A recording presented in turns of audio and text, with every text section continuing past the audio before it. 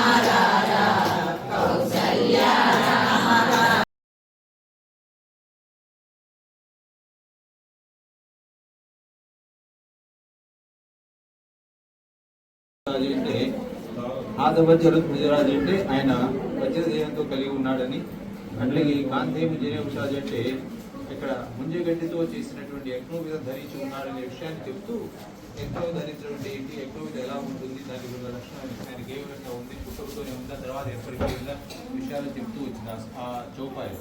తర్వాత చౌపాయి శంకర సువర్ణ కేశరీ నందన తేజ ప్రతాప మహాజగ బంధన, ఇది 6వ చౌపాయి. సువర్ణ అంటే పుత్రుడు అర్థం, శంకర సువర్ణ అంటే శంకరుడు పుత్రుడు. వెళ్దాం నిద్రపోదాం. ఇది పరాశర సంహితలో మాత్రమే చెప్పబడింది. పరాశర సంహిత అంటే హనుమంతుడి పార్థసారథి రూపాయ గీతాచార్యాయ మంగళం.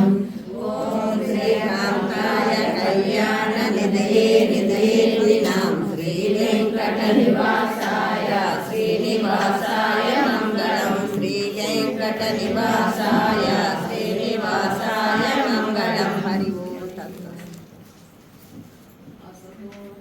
ఓం ఏం పాడవాలా? తత్సత్.